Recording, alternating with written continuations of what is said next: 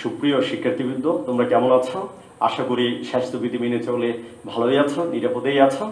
আজকে আমি দ্বিতীয় ক্লাস শুরু করতে যাচ্ছি। আজকের ক্লাসটা হচ্ছে গত ক্লাসে আমি কোষ রসায়ন সম্পর্কে বলেছিলাম। কোষ রসায়ন, কার্বোহাইড্রেটের সংজ্ঞা, কার্বোহাইড্রেটের বৈশিষ্ট্য এবং কার্বোহাইড্রেটের বিভাগের কথা বলেছিলাম, শ্রেণীবিন্যাসের কথা। শ্রেণীবিন্যাসের ক্ষেত্রে আমি মনোস্যাকারাইডটা বলেছিলাম। আজকে আমি তোমাদের অলিগোস্যাকারাইড এবং পলিস্যাকারাইড নিয়ে আলোচনা করব। আলোচনা করার আগে আমি একটু বুঝাচ্ছি মনোস্যাকারাইডের কথাই আর একটু বলি।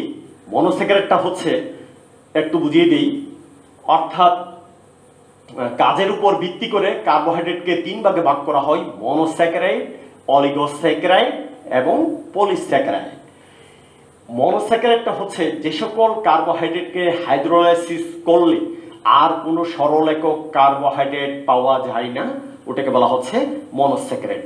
মনোস্যাকারাইডকে আবার কার্বনের সংখ্যা অনুসারে এটাকে 3 থেকে 10টা কার্বনের সংখ্যা, যেহেতু 10টা, এটাকে বিভিন্ন ভাগে ভাগ করা যায়: ট্রাইওজ, টেট্রোজ, পেন্টোজ, হেক্সোজ, হ্যাপটোজ, অক্টোজ, ননোজ এবং ড্যাকোজ।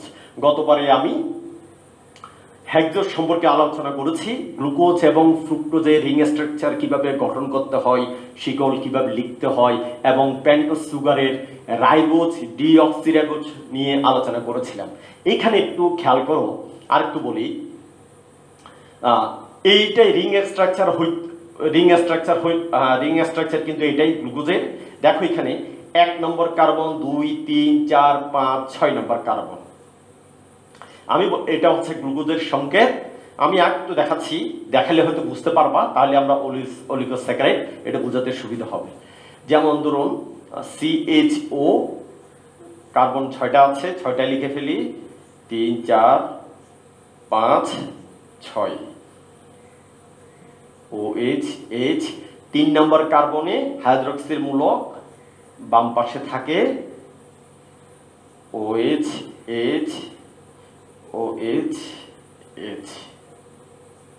CH2OH। আর বলেছিলাম ফ্রুক্টোজের বেলায় কিটোন মূলকটা থাকে 2 নম্বরে, তখন এখানে হবে CH2OH। এইখানে একটু দেখো, 1 নম্বর কার্বন এবং 5 নম্বর কার্বন যখন কাছাকাছি আসে, অর্থাৎ উদ্ভিদে কিন্তু দ্রবণীয় অবস্থায় গ্লুকোজটা কাছাকাছি আসে, তখনই একটা অক্সিজেন সেতু তৈরি হয়। 1 নম্বর এবং 5 নম্বর কার্বন কাছাকাছি আসলে এটাকে বলা হচ্ছে অপ্রতিসাম্য দূরবর্তী কার্বন। যখনই কাছাকাছি আসে তখনই একটা অক্সিজেন সেতু তৈরি হয় এবং 1 নম্বর কার্বনে একটি হাইড্রক্সিল মূলক সৃষ্টি হয়। আর বাকিগুলো যেভাবে আছে ওইভাবে আমি দিয়েছি, দেখলে বুঝতে পারবো যে 3 নম্বর কার্বনের হাইড্রক্সিল মূলকটা একটু ব্যতিক্রম, বাম পাশে আছে বিদায় এটা এইভাবে দিয়েছি এখানে। এখন দেখো, এটা হচ্ছে গ্লুকোজের রিং স্ট্রাকচার। হাইড্রক্সিল মূলক যদি নিচের দিকে থাকে ওটাকে বলা হয় আলফা ডি গ্লুকোজ, আর হাইড্রক্সিল মূলক যদি উপরের দিকে থাকে ওটাকে বলা হয় বিটা ডি গ্লুকোজ। বলেছিলাম হাইড্রক্সিল মূলকের অবস্থানের কারণেই এটা এই গ্লুকোজের ভৌত, রাসায়নিক এবং জৈবিক পরিবর্তন সাধিত হতে পারে। এখানে খেয়াল করো,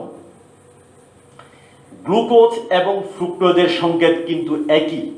গ্লুকোজ, ফ্রুক্টোজ, ম্যানোজ, গ্যালাক্টোজ সবগুলো সংকেত কিন্তু একই, কিন্তু গঠনের ক্ষেত্রে দেখো, যেমন ধরুন ফ্রুক্টোজের বেলায় আমি এখানে একটু দেখাচ্ছি, CH2OH,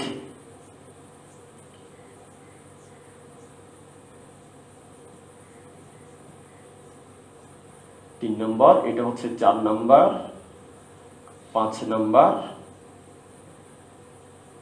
এটা হচ্ছে 6 নম্বর কার্বন। খেয়াল করো,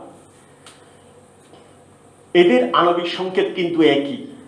গ্লুকোজ এবং ফ্রুক্টোজের আণবিক সংকেত হচ্ছে একই, কিন্তু গঠনগত ক্ষেত্রে দেখো, গাঠনিক দিক দিয়ে এটা হচ্ছে অ্যালডিহাইড মূলক, এটা হচ্ছে কিটোন মূলক।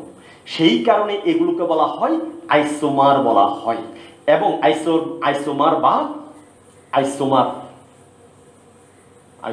বলা হয়, আইসোমার বা সমাণু বলা হয়।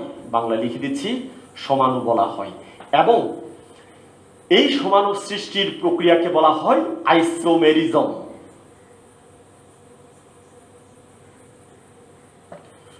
অর্থাৎ সমানুতা বলা হয়। আরেকবার বলছি, যে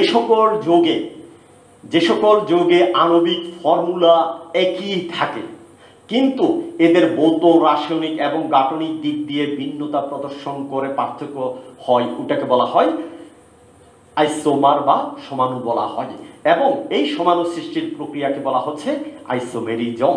আরেকবার বলছি, যে সকল যোগে আণবিক ফর্মুলা যদি একই থাকে, যেমন ধরুন গ্লুকোজ, ফ্রুক্টোজ, তারপর হচ্ছে ম্যানোজ, গ্যালাক্টোজ, সবগুলো ফর্মুলা কিন্তু 6 কার্বন বিশিষ্ট, কিন্তু এদের খেয়াল করো কোনোটা হচ্ছে গাঠনিক দিক দিয়ে অ্যালডিহাইড, কোনোটা কিটোনমূলক, এভাবে এবং বোতে রাসায়নিক ধর্মে পার্থক্য থাকে, তাহলে এগুলোকে বলা হয় একটা আরেকটা আইসোমার বলা হয় বা সমাণু বলা হয়।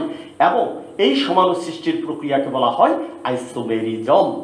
আর এখানে একটু খেয়াল করো, অ্যালডিহাইড মূলক, এখানে অ্যালডিহাইড মূলক এবং কিটোন মূলক, এটা হচ্ছে 2 নম্বর কার্বনে কিটোন মূলক, এইগুলো মুক্ত অবস্থায় থাকে। দেখো, অ্যালডিহাইড এবং কিটোন মূলক মুক্ত অবস্থায় থাকে। মুক্ত অবস্থায় থাকলে এরা নিজে জারিত হয়ে যেতে পারে, যে কোনো যৌগকে বিজারিত করতে পারে। সেই কারণে গ্লুকোজ, ফ্রুক্টোজ এগুলোকে বলা হয় বিজারক শর্করা। সেই কারণে এগুলোকে বলা হয় বিজারক শর্করা। মনোস্যাকারাইডের ক্ষেত্রে যতগুলো আছে সবগুলো হচ্ছে বিজারক শর্করা। আরেকবার বলছি, যে সকল যৌগে অ্যালডিহাইড এবং কিটোনমূলক মুক্ত অবস্থায় থাকে, বিশেষ ক্ষেত্রে তোমার মনোস্যাকারাইডের ক্ষেত্রে অ্যালডিহাইড এবং কিটোনমূলক মুক্ত অবস্থায় থাকে। সেই কারণে মনোস্যাকারাইডের এগুলোকে বলা হয় বিজারক শর্করা। মুক্ত অবস্থায় থাকলে হবে না, মুক্ত অবস্থায় থাকে এবং নিজে জারিত হয়ে যায়, কোনো যৌগকে বিজারিত করতে পারে বিদায়, সেই কারণে এগুলোকে বলা হয় বিজারক শর্করা। কিন্তু এখানে খেয়াল করো, এই মনোস্যাকারাইডের যখনই এটা একটা মনোস্যাকারাইডের সাথে আরেকটা মনোস্যাকারাইড যুক্ত হয়ে যায়, তখনই এক অণু পানি অপসারিত হয়ে যায়। এখানে OH ছিল, এখানে OH ছিল, এখানে H2O, এক অণু পানি অপসারিত হয়ে যায়, বিদায় থাকে শুধুমাত্র অক্সিজেন। খেয়াল করো, এটা হচ্ছে সুক্রোজের ক্ষেত্রে, এটা হচ্ছে সুক্রোজ। গ্লুকোজের আলফা ডি গ্লুকোজের 1 নম্বর কার্বন, খেয়াল করো, আলফা ডি গ্লুকোজের 1 নম্বর কার্বনের সাথে বিটা ডি ফ্রুক্টোজের 2 নম্বর কার্বনের সাথে যখন একটা বন্ধন, অক্সিজেনের বন্ধন তৈরি হয়, তখনই অ্যালডিহাইড মূলক এবং কিটোন গ্রুপের অস্তিত্ব নষ্ট হয়ে যায়। আবার বলছি, অ্যালডিহাইড এবং আলফা ডি গ্লুকোজের 1 নম্বর কার্বন, বিটা ডি ফ্রুক্টোজের 2 নম্বর কার্বন যখন গ্লাইকোসাইডিক বন্ধনের মাধ্যমে অক্সিজেন সেতু তৈরি হয়, তখনই অ্যালডিহাইড এবং কিটোন গ্রুপ নষ্ট হয়ে যায় বিদায় এগুলো, এদের বিজারণ ক্ষমতা লুপ্ত হয়ে যায়। সেই কারণে এইগুলোকে বলা হয় অবিজারক শর্করা। এইগুলো মানে হচ্ছে, আমি যখন যুক্ত অবস্থায় এগুলো যখন যুক্ত হয়েছে, এটাই হচ্ছে সুক্রোজ। সুক্রোজকে হাইড্রোলাইসিস করলে এটাকে আমরা পাচ্ছি তাহলে গ্লুকোজ এবং ফ্রুক্টোজ পাচ্ছি। খেয়াল করো, আমি আরেকবার বলছি এখানে, তাহলে এই বন্ধনটা কি বন্ধন? এই বন্ধনকে বলা হয় গ্লাইকোসাইডিক বন্ধন। গ্লাইকোসাইডিক বন্ধন বা লিঙ্কেজটা আমি একটু বলি। একটা মনোস্যাকারাইডের হাইড্রোক্সিল মূলকের সাথে আরেকটা মনোস্যাকারাইডের হাইড্রোক্সিল মূলকের মধ্যে এক অণু পানি অপসারিত হয়ে অক্সিজেনে যে বন্ধন গঠিত হয়, ওই বন্ধনকে বলা হয় গ্লাইকোসাইডিক লিঙ্কেজ বা গ্লাইকোসাইডিক বন্ধন। আমি আরেকবার বলছি, একটা মনোস্যাকারাইড, কারণ গ্লুকোজ একটা মনোস্যাকারাইড, ফ্রুক্টোজ একটা মনোস্যাকারাইড, একটা মনোস্যাকারাইডের হাইড্রোক্সিল মূলকের সাথে আরেকটা মনোস্যাকারাইডের হাইড্রোক্সিল মূলকের মধ্যে এক অণু পানি অপসারিত হয়ে অক্সিজেনের যে বন্ধন গঠিত হয় ওই বন্ধনকে বলা হয় গ্লাইকোসাইডিক লিঙ্কেজ বা গ্লাইকোসাইডিক বন্ধন। এটা হচ্ছে ডাইস্যাকারাইড, কারণ এখানে দুইটা মনোস্যাকারাইড আছে। আমি এবার একটু বলি, অলিস্যাকারাইডের দিকে চলে যাচ্ছি। অলিগোস্যাকারাইডটা আসলে কি? যে সকল কার্বোহাইড্রেটকে হাইড্রোলাইসিস করলে 2 থেকে 10টা মনোস্যাকারাইড পাওয়া যায়, ওটাকে বলা হয় অলিগোস্যাকারাইড। 2 থেকে 10টা মনোস্যাকারাইড পাওয়া যায়। যেমন 2টা মনোস্যাকারাইডকে বলা হচ্ছে ডাইস্যাকারাইড, 3টাকে বলা হচ্ছে ট্রাইস্যাকারাইড, আর 4টাকে বলা হচ্ছে টেট্রাস্যাকারাইড। এইভাবে 5টা পেন্টা, হেক্সা, অক্টা, এইভাবে অনেকগুলো হতে পারে। তা আমি আজকে শুধু ডাইস্যাকারাইডটা বুঝাবো। খেয়াল করো, ডাইস্যাকারাইডের মধ্যে আমরা এখানে সুক্রোজের রিং স্ট্রাকচারের সুক্রোজের গঠনটা আমি এঁকেছি। এখানে খেয়াল করো সুক্রোজের গঠন কিভাবে করতে হয়। আর এখানে বলেছি তোমাদের মনোস্যাকারাইডের ক্ষেত্রে বলেছি বিজারক এবং অবিজারক শর্করা কোনটা। প্রশ্ন হতে পারে গ্লুকোজ, ফ্রুক্টোজ, রিডিউসিং সুগার বা বিজারক শর্করা, কিন্তু সুক্রোজ নন রিডিউসিং বা অবিজারক শর্করা কেন? তাহলে তোমরা ইজিলি এটা ব্যাখ্যা করতে পারো। আচ্ছা, তদ্রূপ খেয়াল করো স্যালোবায়োজ হচ্ছে দুইটা গ্লুকোজের, আলফা ডি গ্লুকোজের 1 নম্বর এবং 4 নম্বর কার্বন। আমি যদি এটা এই পাশে আঁকি তাহলে এটা 1 নম্বর হবে, এটা হবে 4 নম্বর, এটা হবে 4 নম্বর। এই গ্লুকোজটা যদি আমি এই পাশে আঁকি তাহলে এটা হবে 1 নম্বর, এটা হচ্ছে 4 নম্বর। খেয়াল করো, আমি একটু দেখাচ্ছি তাহলে বুঝতে পারবা।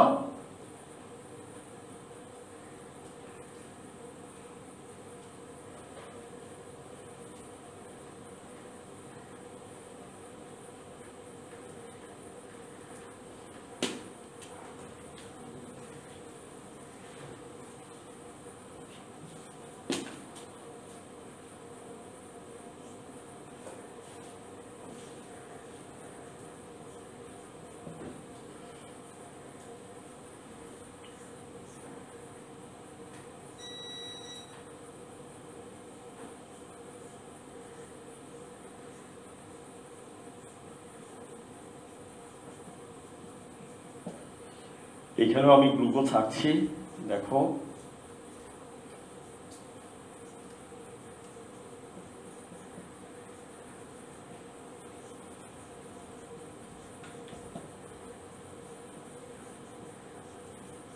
খেয়াল করো, এখানেও একটা গ্লুকোজ আঁকলাম, এখানেও একটা গ্লুকোজ আঁকলাম।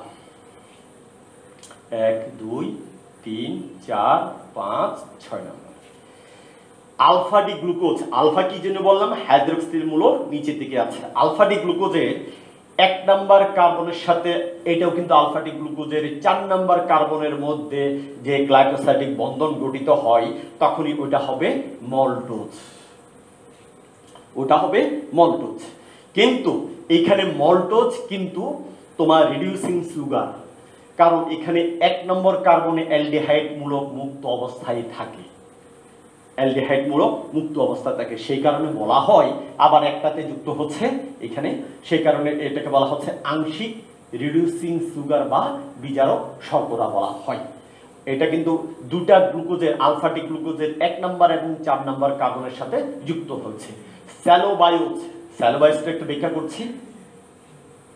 স্যালোবায়োজ হচ্ছে বিটা ডি গ্লুকোজের, বিটা মানে হচ্ছে উপর দিকে থাকবে, বিটা ডি গ্লুকোজের, তাহলে এটা উপরের দিকে থাকবে, এটা থাকবে নিচের দিকে হাইড্রোজেন 1 নম্বর কার্বনে। বিটা ডি গ্লুকোজের 1 নম্বর কার্বনের সাথে যদি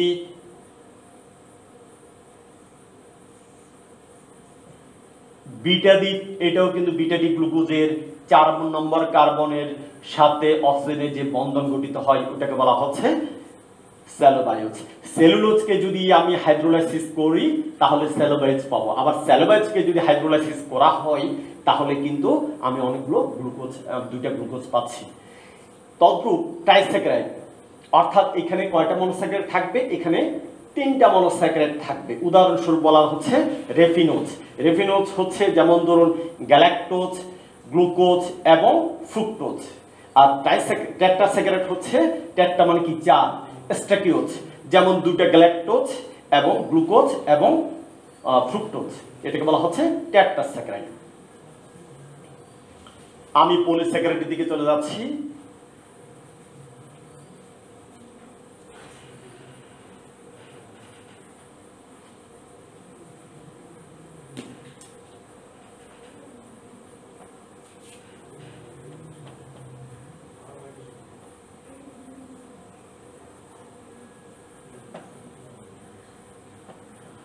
পলিস্যাকারাইডের একটু সংজ্ঞাটা বলি।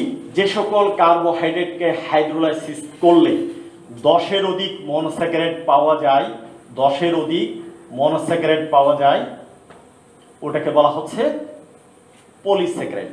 যে সকল কার্বোহাইড্রেটকে হাইড্রোলাইসিস করলে বা আর্দ্র বিশ্লেষণ করলে 10-এর অধিক মনোস্যাকারাইড পাওয়া যায়, ওটাকে বলা হচ্ছে পলিস্যাকারাইড। ওটাকে বলা হচ্ছে পলিস্যাকারাইড। আমি এখানে এটা মুছে দিচ্ছি বোঝানোর সুবিধার জন্য। আমি আগেরটাই লিখছি।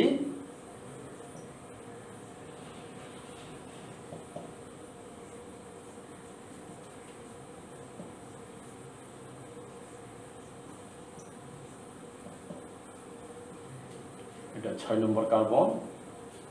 খেয়াল করো, কাজের উপর ভিত্তি করে পলিস্যাকারাইডকে আবার 2 ভাগে ভাগ করা যায়।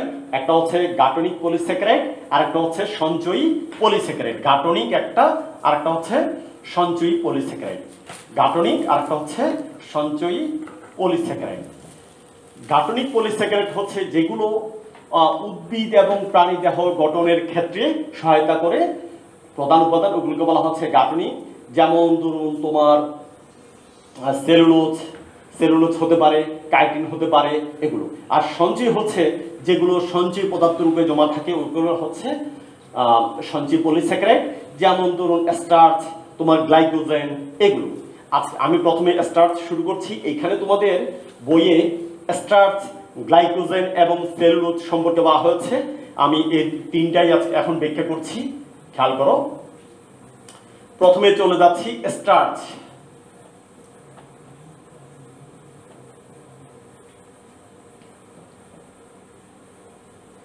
স্টার্চ হচ্ছে উদ্ভিদের সঞ্চয়ী উপাদান। উদ্ভিদের সঞ্চয়ী উপাদান স্টার্চ। স্টার্চ আরেক নাম হচ্ছে অ্যামাইলোজ। স্টার্চের আরেক নাম হচ্ছে, সরি অ্যামাইলোজ না, অ্যামাইলাম। স্টার্চের আরেক নাম হচ্ছে অ্যামাইলাম। স্টার্চ অ্যামাইলোজ এবং অ্যামাইলোপেকটিন নামক 2টা পলিস্যাকারাইডের সমন্বয়ে গঠিত। আবার বলছি, অ্যামাইলোজ এবং অ্যামাইলোপেকটিন নামক 2টা পলিস্যাকারাইডের সমন্বয়ে গঠিত। উদ্ভিদ দেহে সালোক শ্বসন প্রক্রিয়ায় যে গ্লুকোজ তৈরি হয় তা পরবর্তীতে ঘনীভূত হয়ে স্টার্চে রূপান্তরিত হয়। স্টার্চ উদ্ভিদ কোষের ঘনীভূত অবস্থায় থাকে এবং বিভিন্ন প্রকার উদ্ভিদে এগুলো বিভিন্ন আকৃতি, দানাদার আকারে থাকে। আবার বলছি, স্টার্চ উদ্ভিদ কোষে ঘনীভূত অবস্থায় থাকে এবং বিভিন্ন প্রকার উদ্ভিদে দানাদার অবস্থায় বিভিন্ন রকমের আকৃতি লাভ করে। যেমন ধরুন, সবচেয়ে বৃহত্তম দানাদার কণিকা দেখা যায় গোল আলুতে, যার পরিমাণ হচ্ছে 100 মিলিমাইক্রন। সবচেয়ে বৃহত্তম দানাদার কণিকা দেখা যায় গোল আলুতে, যার পরিমাণ হচ্ছে 100 মিলিমাইক্রন। এবং সবচেয়ে ক্ষুদ্র কণিকা দেখা যায় চালের ক্ষেত্রে, যার পরিমাণ হচ্ছে 10 মিলিমাইক্রন। 10 মিলিমাইক্রন। খেয়াল করো, আমি বলেছিলাম অ্যামাইলোজ এবং অ্যামাইলোপেকটিন নামক 2টি পলিস্যাকারাইডের সমন্বয়ে গঠিত। এই স্টার্চ সবচেয়ে কোথায় থাকে? ধান, গম, আলু, ভুট্টা, এগুলো হচ্ছে প্রধান। ধান, গম, আলু, ভুট্টা, এইখানে প্রচুর পরিমাণে স্টার্চ জমা থাকে। এবং এই ধান, গম, আলু, ভুট্টা এগুলোতে অ্যামাইলোজের পরিমাণ হচ্ছে 28 ভাগ। আর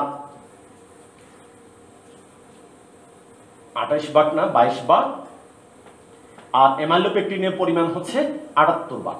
আবার বলছি, ধান, গম, আলু, ভুট্টা এগুলো হচ্ছে স্টার্চের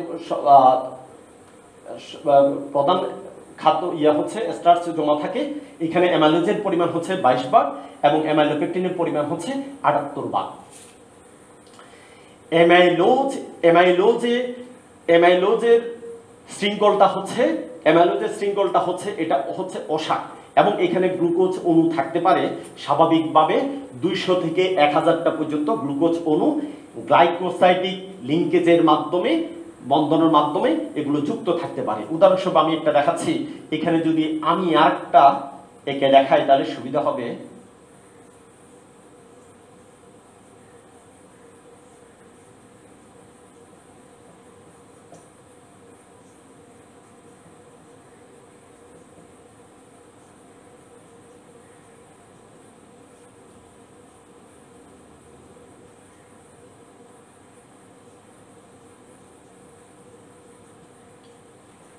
খেয়াল করো, এটা তাহলে বন্ধনটা হবে এই ধরনের, এই বন্ধনটা হবে এই ধরনের। এবার দেখাচ্ছি,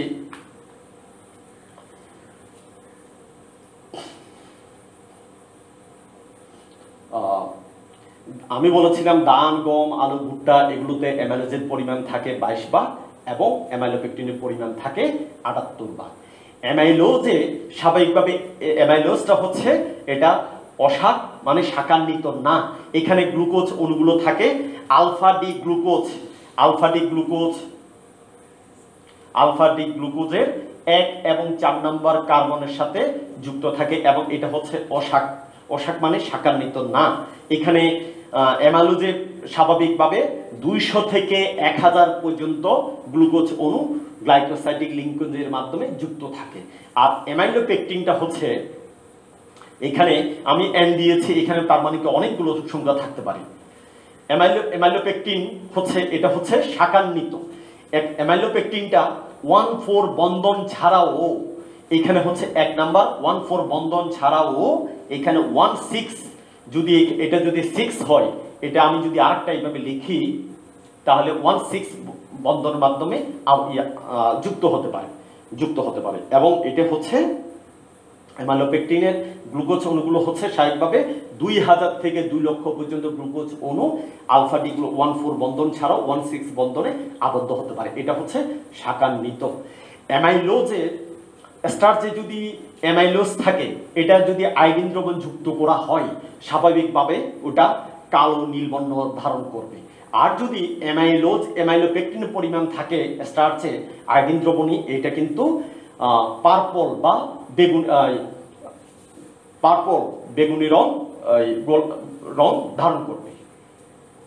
তাহলে বুঝতে পেরেছ স্টার্চের গঠনটা কি রকম। আমি এখানে তোমাদের বইয়ে কিন্তু 1,6 বন্ধনটা দেখানো হয় নাই, 1,4 বন্ধন দেখানো হয়েছে। আমি আরেকবার বলি স্টার্চের ব্যাপারে। স্টার্চ হচ্ছে উদ্ভিদের সঞ্চয়ী উপাদান। স্টার্চের আরেক নাম হচ্ছে অ্যামাইলাম। স্টার্চ অ্যামাইলোজ এবং অ্যামাইলোপেকটিন নামক দুটো পলিস্যাকারাইডের সমন্বয়ে গঠিত। কি কারণে পলিস্যাকারাইড বললাম? কারণ এখানে অ্যামাইলোজে স্বাভাবিকভাবে এখানে গ্লুকোজ অণু থাকে 200 থেকে 1000, আর অ্যামাইলোপেকটিনে থাকে তোমার 2000 থেকে 2 লক্ষ পর্যন্ত থাকতে পারে। সালোক সংশ্লেষণ প্রক্রিয়ায় যে গ্লুকোজ তৈরি হয় এগুলো পরবর্তীতে তোমার স্টার্চে রূপান্তরিত হয়। উদ্ভিদ কোষে যখন উদ্ভিদ কোষে এই স্টার্চ ঘনীভূত অবস্থায় থাকে এবং বিভিন্ন প্রকার উদ্ভিদে বিভিন্ন রকম আকৃতি প্রদান, দানাদার আকৃতি প্রদান করে। উদাহরণস্বরূপ বলা যায়, যেমন ধরুন গোলালুর ক্ষেত্রে গোলালুর কণিকা হচ্ছে সবচেয়ে বৃহত্তম, দানাদার কণিকা হচ্ছে বৃহত্তম, হ্যাঁ, এবং এটার হচ্ছে আকৃতি হচ্ছে 100 মিলিমাইক্রন। আর সবচেয়ে ক্ষুদ্রতম কণা হচ্ছে চালে পাওয়া যায়, এটা হচ্ছে যেমন 10 মিলিমাইক্রন। আর ধান, গম, আলু, ভুট্টাতে প্রচুর পরিমাণে স্টার্চ থাকে। এইখানে অ্যামাইলোজের পরিমাণ হচ্ছে 22 ভাগ আর অ্যামাইলোপেকটিনের পরিমাণ হচ্ছে 78 ভাগ। অ্যামাইলোজ থাকায় স্টার্চে যদি আয়োডিন দ্রবণ যুক্ত করা হয় এটা স্বাভাবিকভাবে কালো নীল বর্ণ ধারণ করবে। আর যদি অ্যামাইলোপেকটিন থাকে ওটা তোমার পার্পল বর্ণ ধারণ করবে। অ্যামাইলোজ এটা কিন্তু শাকান্বিত না, এটা অশাক। আর অ্যামাইলোপেকটিনটা কিন্তু 1,4 বন্ধন ছাড়াও 1,6 বন্ধনে আবদ্ধ হতে পারে। আশা করি বুঝতে পেরেছো। স্টার্ট।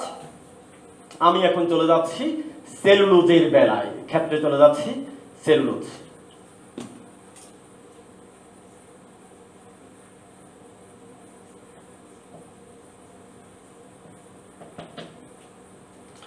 সেলুলোজ হচ্ছে উদ্ভিদের কোষ প্রাচীরের প্রধান গাঠনিক উপাদান। সেলুলোজকে যদি আমি হাইড্রোলাইসিস করি অনেকগুলো সেলুলোজ পাবো, আবার সেলুলোজকে যদি আমি হাইড্রোলাইসিস করি তাহলে আমি পাবো গ্লুকোজ পাবো। যেহেতু উদ্ভিদের কোনো কঙ্কাল নাই, কারণ আমাদের দেহে কিন্তু কঙ্কাল আছে, উদ্ভিদের দেহে কিন্তু কঙ্কাল নাই, কাজে ভার বহনের দায়িত্ব পালন করে কোনটা? এই সেলুলোজে কিন্তু ভার বহনের দায়িত্ব পালন করে।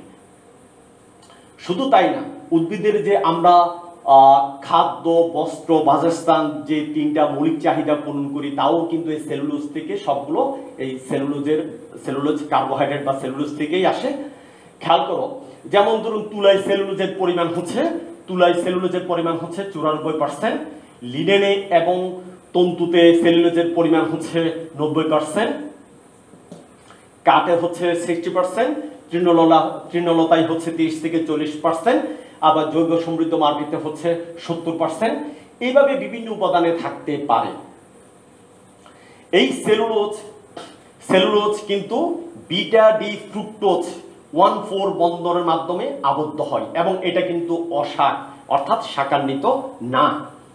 খেয়াল করো, সেলুলোজ আমি বললাম এখানে বিটা ডি, তাহলে এটা হবে এইভাবে না হয়ে এটা হবে উপরের দিকে, আর এটা হবে এইচ,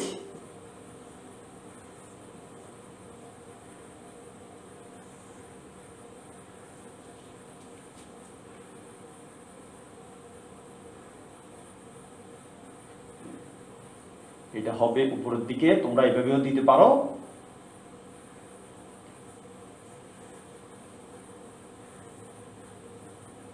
এইভাবে বিটা ডি হাইড্রোক্সিল মূলকটা উপরের দিকে থাকে। হ্যাঁ, বিটা ডি ফ্রুক্টোজের 1,4 বন্ধনের মাধ্যমে এগুলো যুক্ত থাকে। হ্যাঁ, খেয়াল করো, সেলুলোজ কিন্তু আমরা হজম করতে পারি না, কিন্তু গরু, ছাগল, হরিণ, বিভিন্ন তৃণভোজী প্রাণী এগুলো কিন্তু সেলুলোজ হজম করতে পারে। এটা কেন? কারণ আমাদের অন্ত্রে সেলুলেজ নামক এনজাইম নাই।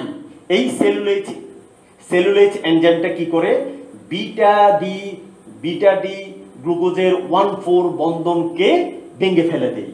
সেলুলোজ কিন্তু আমাদের অন্ত্রে সেলুলেজ এনজাইম না থাকায় এটা আমরা হজম করতে পারি না। কিন্তু তথাপি আমরা শাকসবজি, কলার মোচা ইত্যাদি কিন্তু খেয়ে থাকি। এগুলোকে বলা হয় রাফেজ বলা হয়। যে শাকসবজি, কলার মোচা যেগুলো আমরা খাই এগুলোকে বলা হয় রাফেজ বলা হয়। এই রাফেজ আমাদের কি করে? রাফেজ হচ্ছে, একটু লিখে দিই, রাফেজ আমাদের কোষ্ঠকাঠিন্যতা দূর করে। শুধু তাই না, অপ্রিয় হলেও সত্য কথা যে এগুলো মল উৎপাদনে সহায়তা করে। গরু, ছাগল, বিভিন্ন তৃণভোজী প্রাণী কিন্তু সেলুলোজ হজম করতে পারে, কারণ এদের অন্ত্রে এক ধরনের মৃতজীবী ব্যাকটেরিয়া থাকে। ওই মৃতজীবী ব্যাকটেরিয়ার অন্ত্রে কিন্তু সেলুলোজ এনজাইম থাকে, ফলে সেলুলোজ সহজে হজম হয়ে যায়। আশা করি বুঝতে পেরেছ। এখন আমি করাচ্ছি গ্লাইকোজেন।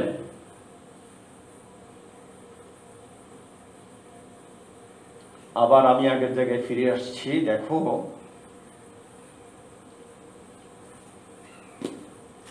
গ্লাইকোজেন এইচ, এটা বন্ধন হবে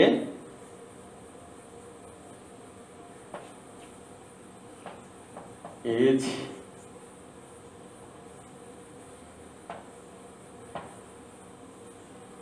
গ্লাইকোজেন।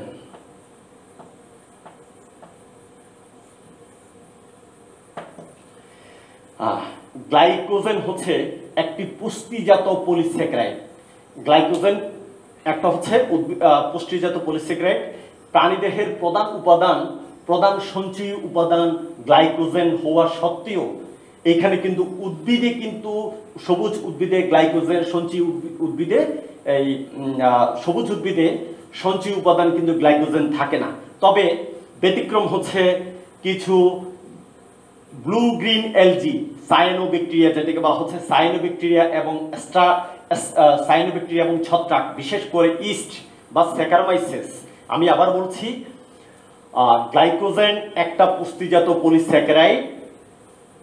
প্রাণীদেহের সঞ্চয়ী প্রধান উপাদান হচ্ছে গ্লাইকোজেন।